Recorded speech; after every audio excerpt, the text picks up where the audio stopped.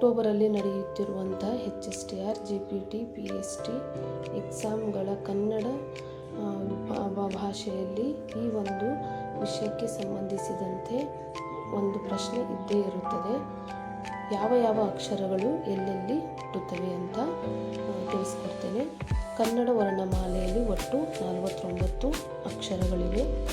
ಮೊದಲನೇದಾಗಿ ಕಂಠವರ್ಣಗಳು ಅಂದರೆ ಕಂಠದಲ್ಲಿ ಹುಟ್ಟುವಂಥ ಅಕ್ಷರಗಳು ಯಾವುದ್ಯಾವುದಪ್ಪ ಅಂದರೆ ಅ, ಆ, ಆಮೇಲೆ ಕ, ಖ, ಗ, ಘ, ಞ, ಹ ಮತ್ತು ವಿಸರ್ಗ.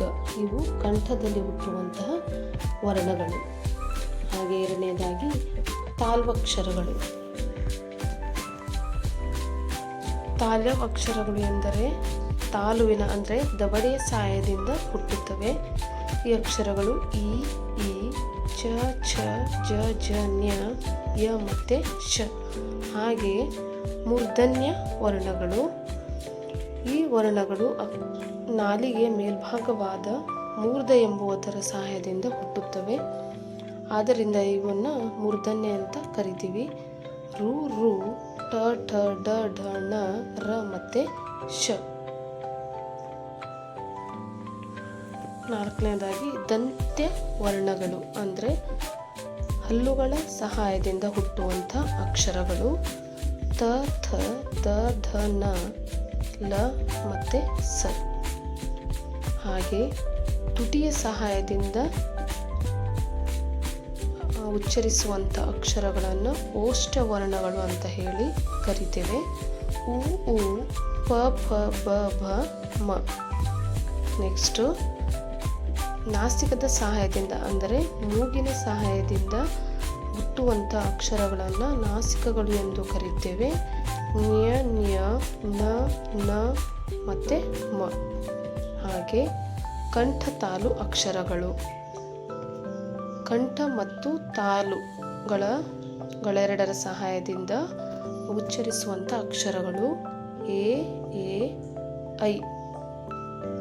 ಹಾಗೆ ಕಂಠೋಷ್ಠ ವರ್ಣಗಳು ಓ, ಓ ಮತ್ತು ಔ. ಈ ಅಕ್ಷರಗಳು ಕಂಠ ಮತ್ತು ತುಟಿಗಳೆರಡ ಸಹಾಯದಿಂದ ಹುಟ್ಟುತ್ತವೆ.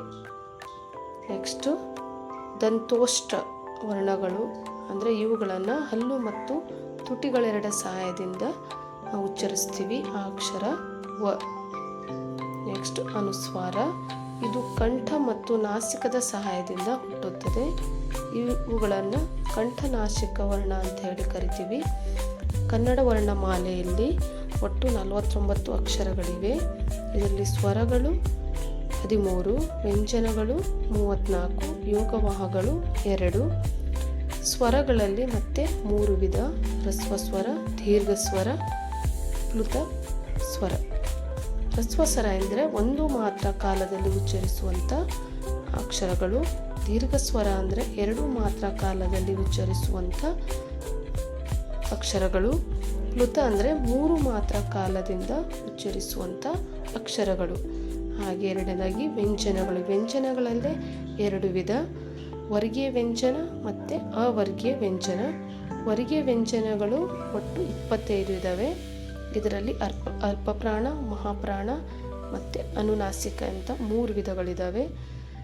ಅವರ್ಗೀಯ ವ್ಯಂಜನದಲ್ಲಿ ಒಟ್ಟು 9 ಅಕ್ಷರಗಳು ಯದಿಂದ ಲದವರೆಗೆ.